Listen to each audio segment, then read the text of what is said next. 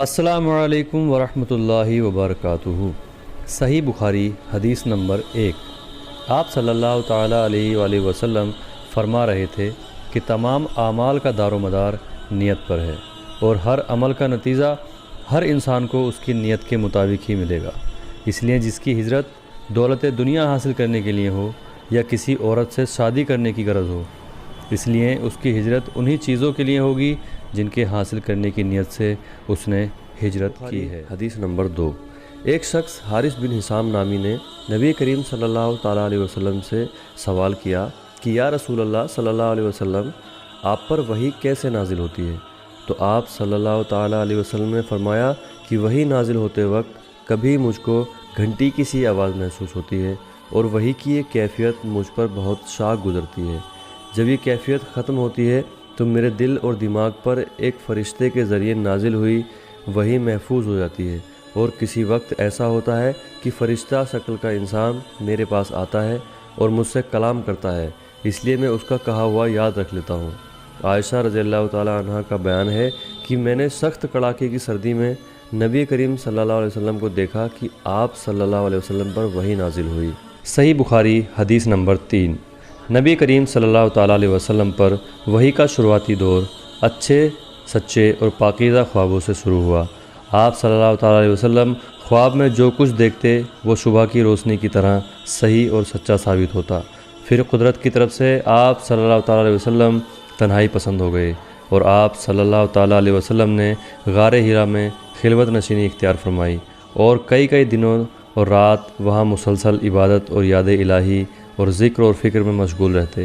جب تک گھر آنے کو دل نہ چاہتا توشہ ساتھ لیے ہوئے وہاں رہتے۔ توشہ ختم ہونے پر ہی بی بی محترمہ خدیجہ رضی اللہ تعالیٰ عنہ کے پاس تشریف لاتے اور کچھ توشہ ساتھ لے کر پھر وہاں جا کر خلوت گزی ہو جاتے۔ یہی طریقہ جاری رہا یہاں تک کہ آپ صلی اللہ تعالیٰ علیہ وسلم پر حق کھل گیا، اور آپ صلی اللہ تعالیٰ علیہ وسلم غار ہرا میں ہی قیام پذیر تھے کہ اچانک جبرائیل علیہ السلام آپ صلی اللہ تعالیٰ علیہ وسلم کے پاس حاضر ہوئے اور کہنے لگے کہ اے محمد صلی اللہ تعالیٰ علیہ وسلم پڑھو۔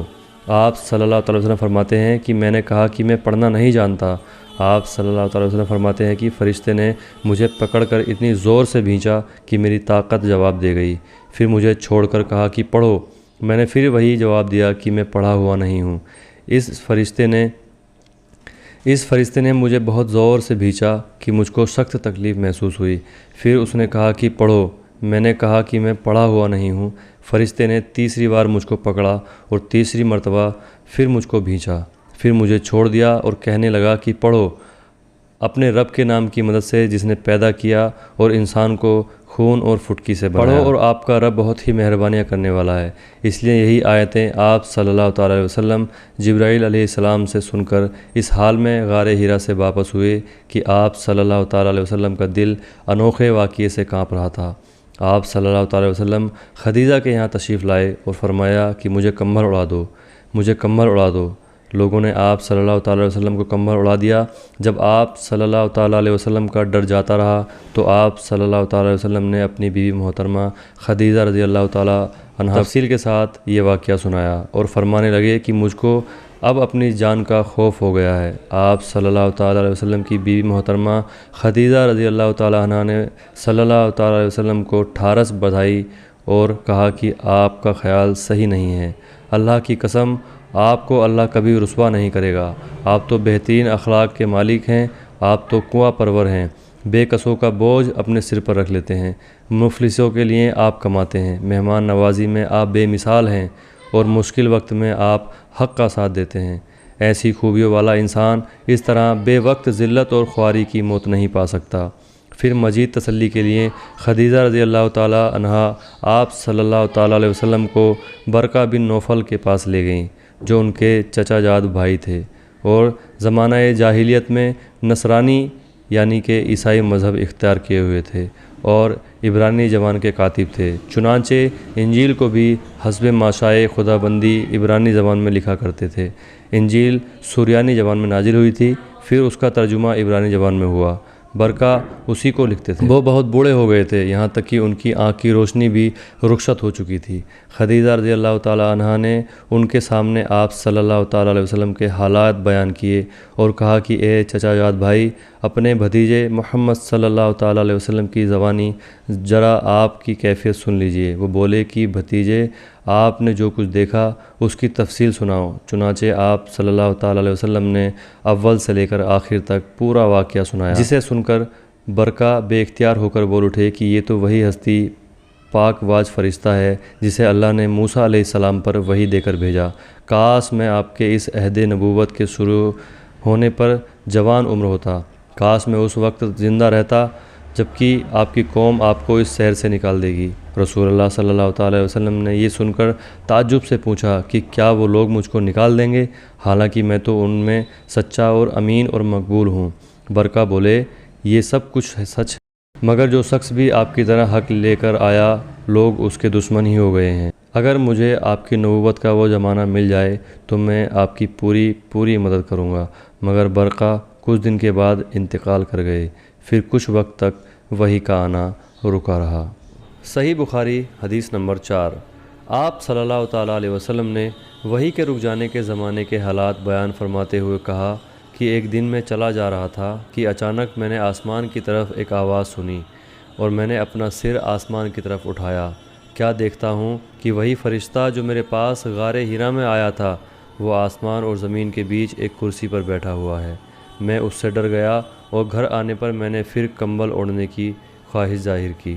اس وقت اللہ پاک کی طرف سے یہ آیات نازل ہوئی، اے لحاف اوڑھ کر لیٹنے والے، اٹھ کھڑا ہو اور لوگوں کو عذاب الہی سے ڈرا اور اپنے رب کی بڑائی بیان کر اور اپنے کپڑوں کو پاک صاف رکھ اور گندگی سے دور رہ۔ اس کے بعد وہی تیزی کے ساتھ پے در پے آنے لگی۔ اس حدیث کو یحییٰ بن بکیر کے علاوہ لیث بن سعد سے عبداللہ بن یوسف اور ابو صالح نے بھی روایت کیا ہے، اور عقیل کے علاوہ زہری سے ہلال بن رواد نے بھی روایت کیا ہے۔ یونس اور معمر نے اپنی روایت میں لفظ فوادو کی جگہ وبادرو نقل کیا ہے۔ صحیح بخاری حدیث نمبر 5۔ رسول اللہ صلی اللہ تعالیٰ علیہ وسلم نزول قرآن کے وقت بہت سختی محسوس فرمایا کرتے تھے، اور اس کی علامتوں میں سے ایک یہ تھی کہ یاد کرنے کے لیے آپ اپنے ہونٹوں کو ہلاتے تھے۔ ابن عباس رضی اللہ تعالیٰ عنہ نے کہا، میں اپنے ہونٹوں کو ہلاتا ہوں جس طرح آپ ہلاتے تھے۔ سعید کہتے ہیں، میں بھی اپنے ہونٹ ہلاتا ہوں جس طرح ابن عباس رضی اللہ تعالیٰ عنہ کو میں نے ہلاتے دیکھا۔ پھر انہوں نے اپنے ہونٹ ہلائے۔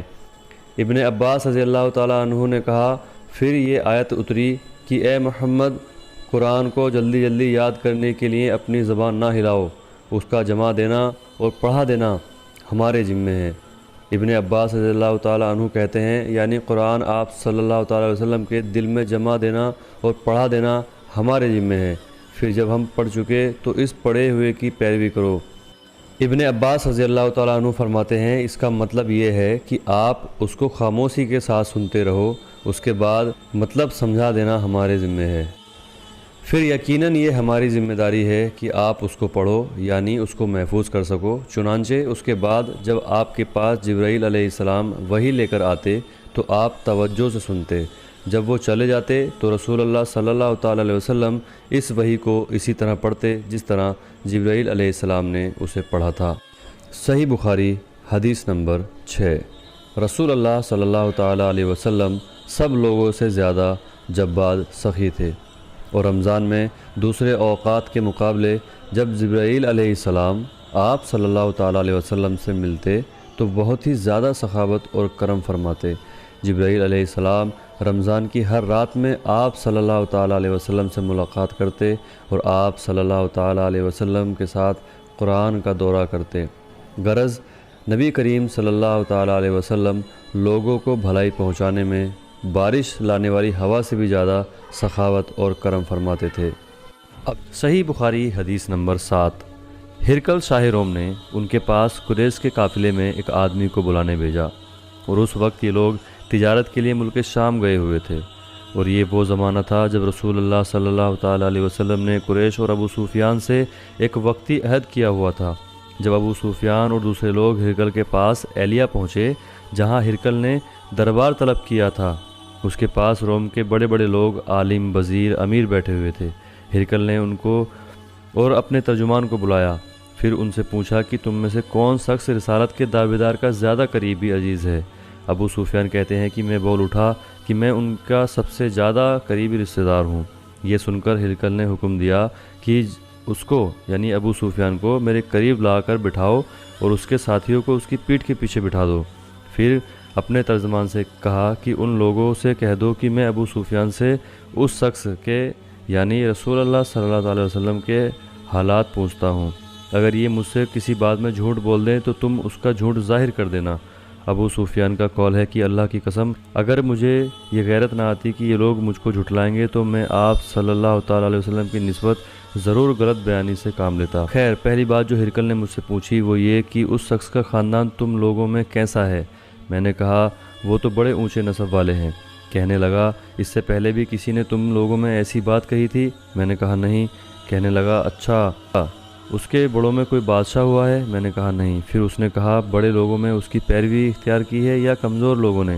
میں نے کہا نہیں، کمزوروں نے۔ پھر کہنے لگا اس کے تابعدار دن بدن بڑھتے جاتے ہیں یا کوئی ساتھی پھر بھی جاتا ہے؟ میں نے کہا نہیں۔ کہنے لگا کہ کیا اپنے اس دعوی نبوت سے پہلے کبھی کسی بھی موقع پر اس نے جھوٹ بولا ہے؟ میں نے کہا نہیں، اور اب ہماری اس سے صلح کی ایک مقرر مدت ٹھہری ہوئی ہے، معلوم نہیں وہ اس میں کیا کرنے والا ہے۔ ابو سفیان کہتے ہیں میں اس بات کے سوا اور کوئی جھوٹ اس بات میں شامل نہ کر سکا۔ ہرقل نے کہا کیا تمہاری اس سے کبھی لڑائی بھی ہوتی ہے؟ ہم نے کہا کہ ہاں۔ وہ بولا پھر تمہاری اور اس کی جنگ کا کیا حال ہوتا ہے؟ میں نے کہا لڑائی ڈول کی طرح ہے، کبھی وہ ہم سے میدان جنگ جیت لیتے ہیں اور کبھی ہم ان سے جیت لیتے ہیں۔ ہرقل نے پوچھا وہ تمہیں کس بات کا حکم دیتا ہے؟ میں نے کہا وہ کہتا ہے کہ صرف ایک اللہ کی عبادت کرو، اس کا کسی کو شریک نہ بناؤ، اپنے باپ دادا کی شرک کی باتیں چھوڑ دو، اور ہمیں نماز پڑھنے، سچ بولنے، پرہیزگاری اور صلہ رحمی کا حکم دیتا ہے۔ یہ سب سن کر پھر ہرقل نے اپنے ترجمان سے کہا کہ ابو سفیان سے کہہ دیں کہ میں نے تم سے اس کا نسب پوچھا تو تم نے کہا کہ وہ ہم میں اونچے نسب کا ہے اور پیغمبر اپنی قوم میں اونچے نسب کا ہی بھیجا جایا کرتے ہیں۔ میں نے تم سے پوچھا کہ دعوی نبوت کی یہ بات تمہارے اندر اس سے پہلے کسی اور نے بھی کہی ہے؟ تو تم نے جواب دیا کہ نہیں۔ تب میں نے اپنے دل میں کہا کہ اگر یہ بات اس سے پہلے کسی نے کہی ہوتی تو میں سمجھتا کہ اس شخص نے بھی اسی بات کی تلقین کی ہے جو پہلے کہی جا چکی ہے۔ میں نے تم سے پوچھا کہ اس کے بڑوں میں کوئی بادشاہ بھی گزرا ہے؟ تم نے کہا کہ نہیں۔ تو میں نے دل میں کہا کہ ان کے بزرگوں میں سے کوئی بادشاہ ہوا ہوگا تو کہہ دوں گا کہ وہ شخص اس بہانے اپنے باپ دادا کی بادشاہت اور ان کا ملک دوبارہ حاصل کرنا چاہتا ہے۔ اور میں نے تم سے پوچھا کہ اس بات کے کہنے یعنی پیغمبری کا دعویٰ کرنے سے پہلے تم نے کبھی اس کو برا بھلا کہنے کا الزام لگایا؟ تم نے کہا کہ نہیں۔ میں نے سمجھ لیا کہ جو شخص آدمیوں کے ساتھ برا بھلا کہنے سے بچے وہ اللہ کے بارے میں کیسے جھوٹی باتیں کہہ سکتا ہے۔ اور میں نے تم سے پوچھا کہ بڑے لوگ اس کے پیروکار ہیں یا کمزور آدمی؟ تم نے کہا کمزوروں نے اس کی پیروی کی ہے۔ تو اصل میں یہی لوگ پیغمبروں کے متبعین اور پیروکار ہوتے ہیں۔ اور میں نے تم سے پوچھا کہ اس کے ساتھی بڑھ رہے ہیں یا کم ہو رہے ہیں؟ تم نے کہا کہ وہ بڑھ رہے ہیں، اور ایمان کی کیفیت یہی ہے یہاں تک کہ وہ کامل ہو جاتا ہے۔ اور میں نے تم سے پوچھا کہ آیا کوئی شخص ان کے دین سے ناخوش ہو کر مرتد بھی ہو جاتا ہے؟ تم نے کہا نہیں۔ تو ایمان کی خاصیت بھی یہی ہے، جن کے دلوں میں اس کی خوشی رس بچ جائے اس سے لوٹا نہیں کرتے۔ اور میں نے تم سے پوچھا کہ آیا وہ کبھی عہد توڑتے ہیں؟ تم نے کہا نہیں۔ پیغمبروں کا یہی حال ہوتا ہے کہ وہ عہد کے خلاف ورزی نہیں کرتے۔ اور میں نے تم سے کہا کہ وہ تم سے کس چیز کے لیے کہتے ہیں؟ تم نے کہا کہ وہ ہمیں حکم دیتے ہیں کہ اللہ کی عبادت کرو، اس کے ساتھ کسی کو شریک نہ ٹھہراؤ، اور تمہیں بتوں کی پوجا سے روکتے ہیں، سچ بولنے اور پرہیزگاری کا حکم دیتے ہیں۔ اس لیے اگر یہ باتیں جو تم کہہ رہے ہو سچ ہیں، اور بہت جلد وہ اس جگہ کا مالک ہو جائے گا کہ جہاں میرے یہ دونوں پاؤں ہیں۔ مجھے معلوم تھا کہ وہ پیغمبر آنے والا ہے، مگر مجھے یہ معلوم نہیں تھا کہ وہ تمہارے اندر ہوگا۔ اگر میں جانتا کہ اس تک پہنچ سکوں گا تو اس سے ملنے کے لیے ہر تکلیف گوارا کرتا۔ اگر میں اس کے پاس ہوتا تو اس کے پاؤں دھوتا۔ ہرقل نے رسول اللہ صلی اللہ تعالی علیہ وسلم کا وہ خط منگایا جو آپ نے دحیح کلبی رضی اللہ تعالیٰ عنہ کے ذریعے حاکم بصرہ کے پاس بھیجا تھا، اور اس نے وہ ہرقل کے پاس بھیج دیا۔ پھر اس کو پڑھا تو اس میں لکھا تھا اللہ کے نام کے ساتھ جو بہت ہی مہربان اور رحم والا ہے۔ اللہ کے بندے اور اس کے پیغمبر محمد صلی اللہ تعالی علیہ وسلم کی طرف سے یہ خط ہے، راہ روم کے لیے۔ اس شخص کا سلام ہو جو ہدایت کی پیروی کرے اس کے بعد میں آپ کے سامنے دعوت اسلام پیش کرتا ہوں۔ اگر آپ اسلام لے آئیں گے تو دین اور دنیا میں سلامتی نصیب ہوگی، اللہ آپ کو دوہرا ثواب دے گا، اور اگر آپ میری دعوت سے نافرمانی کریں گے تو آپ کا رعایا کا گناہ بھی آپ ہی پر ہوگا۔ اور اے اہل کتاب، ایک ایسی بات پر آ جاؤ جو ہمارے اور تمہارے بیچ برابر ہے، وہ یہ کہ ہم اللہ کے سوا کسی کی عبادت نہ کریں اور کسی کو شریک نہ ٹھہرائیں، اور نہ ہم میں سے کوئی کسی کو اللہ کے سوا اپنا رب بنائے۔ پھر اگر وہ اہل کتاب اس بات سے منہ پھیر لیں تو مسلمان تم ان سے کہہ دو کہ تم مانو یا نہ مانو، ہم تو ایک اللہ کے اطاعت گزار ہیں۔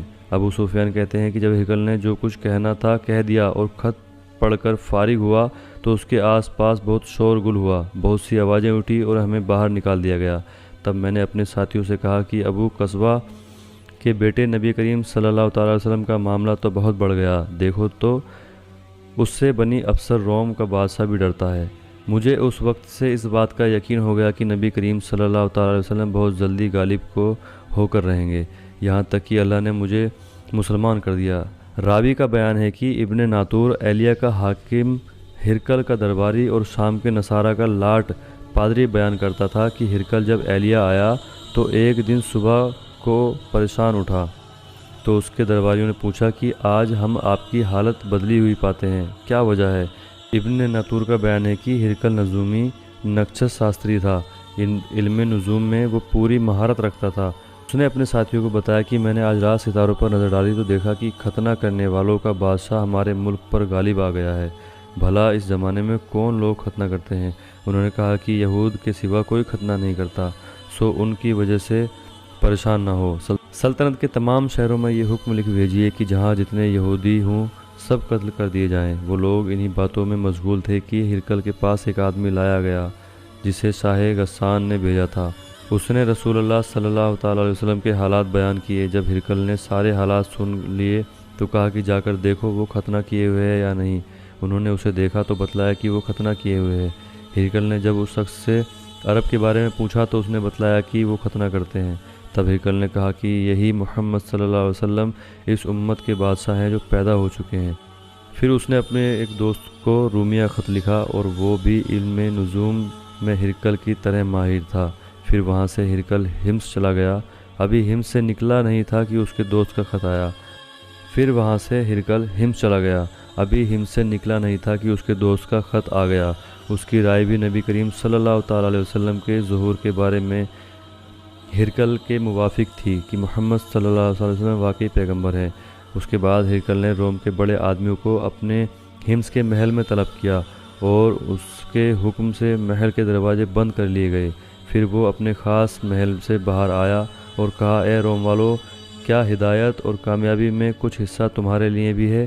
اگر تم اپنی سلطنت کی بقا چاہتے ہو تو پھر ایک نبی کی بیعت کر لو اور مسلمان ہو جاؤ۔ یہ سننا تھا کہ وہ لوگ بحثی گدھوں کی طرح دروازے کی طرف دوڑے مگر انہیں بند پایا۔ آخر جب ہرقل نے اس بات سے ان کی یہ نفرت دیکھی اور ان کے ایمان لانے سے مایوس ہو گیا تو کہنے لگا کہ ان لوگوں کو میرے پاس لاؤ۔ جب وہ دوبارہ آ گئے تو اس نے کہا، میں نے جو بات کہی تھی اس سے تمہاری دینی پختگی کی آزمائش مقصد تھی، سو وہ میں نے دیکھ لی۔ تب یہ سب بات سن کر وہ سب کے سب اس کے سامنے سجدے میں گر پڑے اور اس سے خوش ہو گئے۔ آخر میں ہرقل کی آخری حالت یہی رہی۔ ابو عبداللہ کہتے ہیں کہ اس حدیث کو صالح بن کیسان، یونس اور معمر نے بھی زہری سے روایت کیا ہے۔ تو صحیح بخاری حدیث نمبر 8۔ رسول اللہ صلی اللہ تعالیٰ علیہ وسلم نے فرمایا، اسلام کی بنیاد 5 چیزوں پر قائم کی گئی ہے۔ اول، شہادت دینا کہ اللہ کے سوا کوئی معبود نہیں اور بے شک محمد صلی اللہ تعالیٰ علیہ وسلم اللہ کے سچے رسول ہیں، اور نماز قائم کرنا اور زکوٰۃ دینا اور حج کرنا اور رمضان کے روزے رکھنا۔ صحیح بخاری حدیث نمبر 9۔ آپ صلی اللہ تعالیٰ علیہ وآلہ وسلم نے فرمایا کہ ایمان کی 60 سے کچھ اوپر شاخیں ہیں اور حیا یعنی شرم بھی ایمان کی ایک شاخ ہے۔ صحیح بخاری حدیث نمبر 10۔ آپ صلی اللہ تعالیٰ علیہ وسلم نے فرمایا، مسلمان وہ ہے جس کی زبان اور ہاتھ سے مسلمان بچے رہیں، اور مہاجر وہ ہے جو ان کاموں کو چھوڑ دے جن سے اللہ نے منع فرمایا۔ ابو عبداللہ امام بخاری نے فرمایا، اور ابو معاویہ نے کی ہم کو حدیث بیان کی داؤد بن ابی ہند نے، انہوں نے روایت کی عامر صابی سے، انہوں نے کہا کہ میں نے سنا عبداللہ بن عمرو بن عاص سے، وہ حدیث بیان کرتے ہیں جناب نبی کریم صلی اللہ تعالیٰ علیہ وسلم سے وہی مذکورہ حدیث، اور کہا کہ عبدالعالی نے روایت کیا داؤد سے، انہوں نے عامر سے، انہوں نے عبداللہ بن عمرو بن عاص سے، انہوں نے نبی کریم صلی اللہ تعالیٰ علیہ وسلم سے۔